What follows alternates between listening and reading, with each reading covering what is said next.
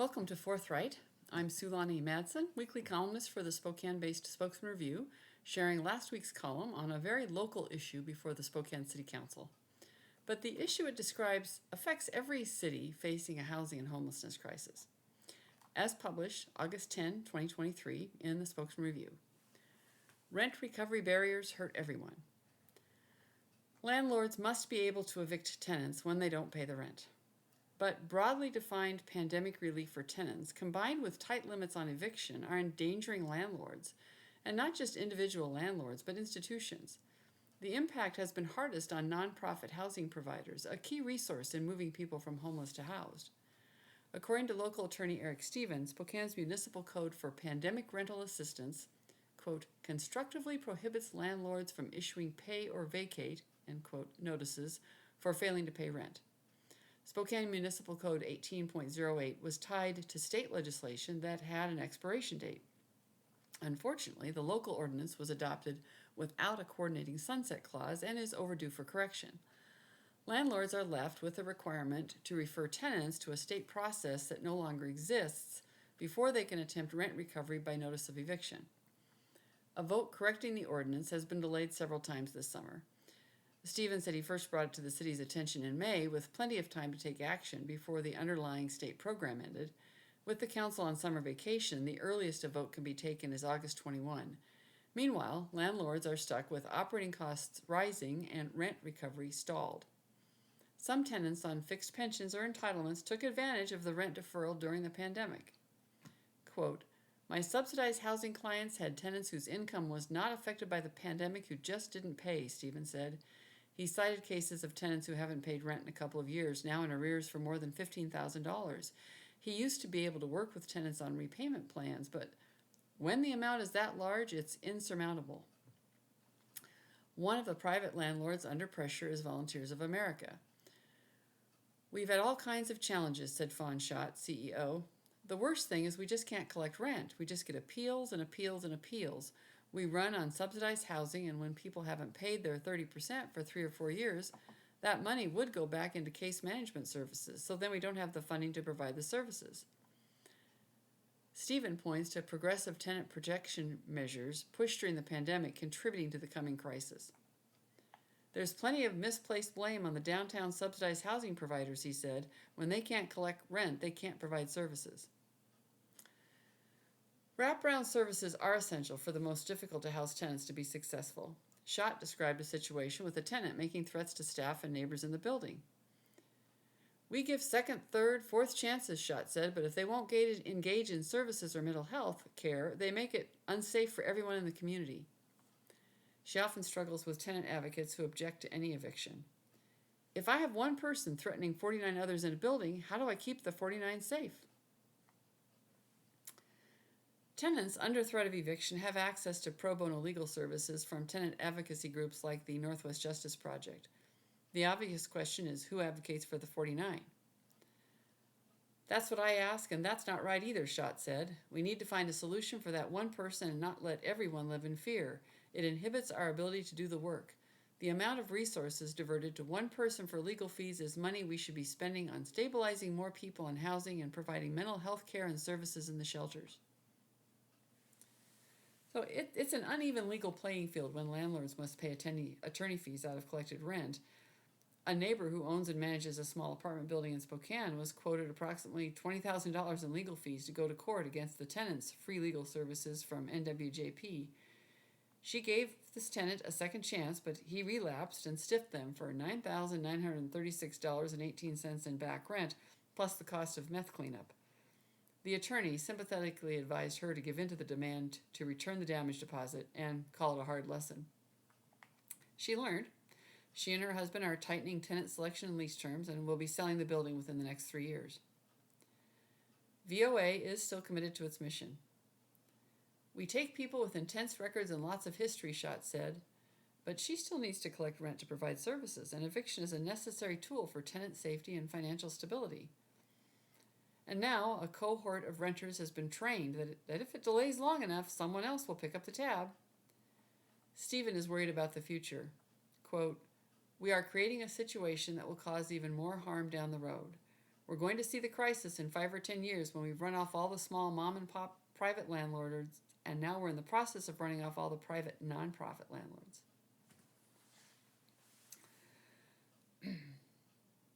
Like many columns, this topic came from someone frustrated at a message that wasn't being heard in the community, but it was about more than just a complaint that City Council dropped the ball. Any City Council balances multiple priorities, and it's easy to miss a loose end like this one little ordinance.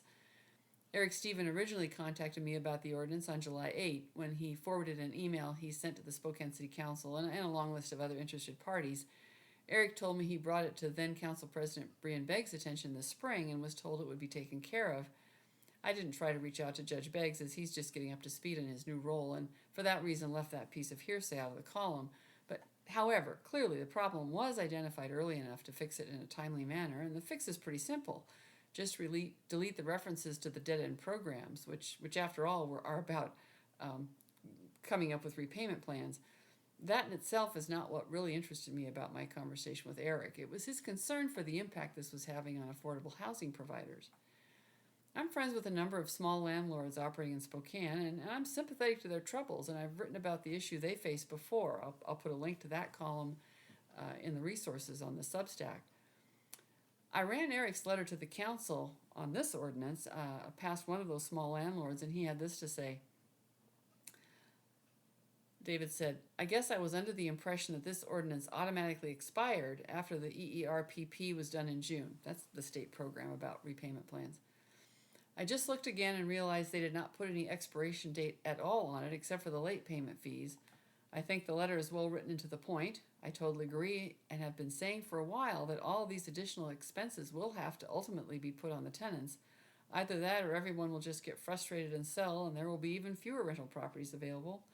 I probably said it before, but it seems like we try to make laws and rules to make people do what's right and think that's going to fix things when actually we need to empower individuals to be accountable for consequences and provide incentives for good work.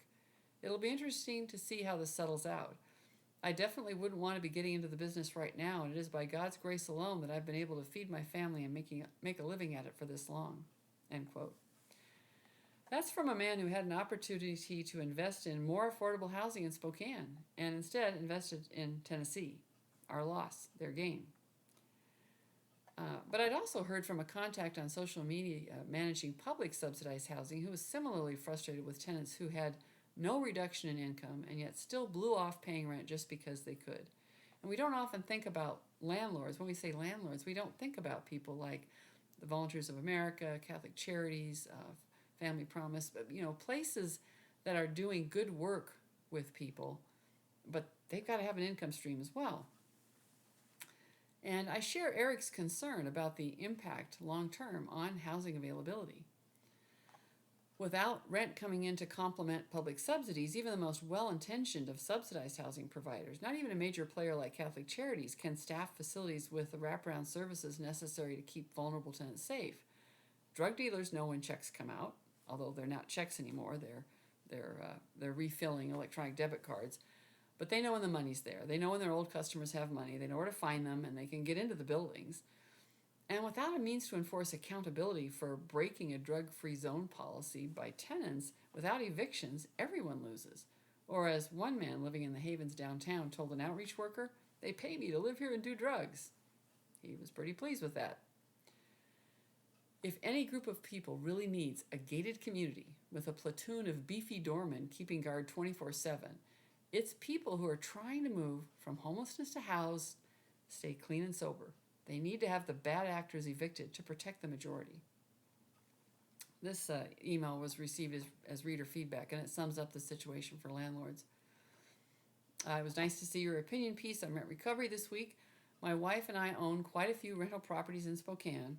Over the years, I have sought to share information and influence our city government to implement smart and reasonable rental housing laws and regulations. Those efforts have largely fallen on deaf ears. We have experienced all of the things that you described.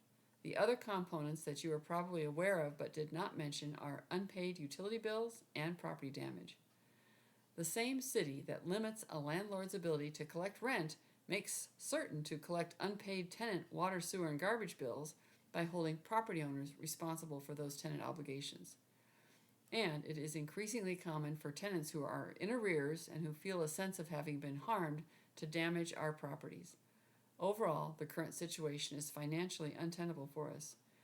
We are fortunate in that most of our properties are single-family homes.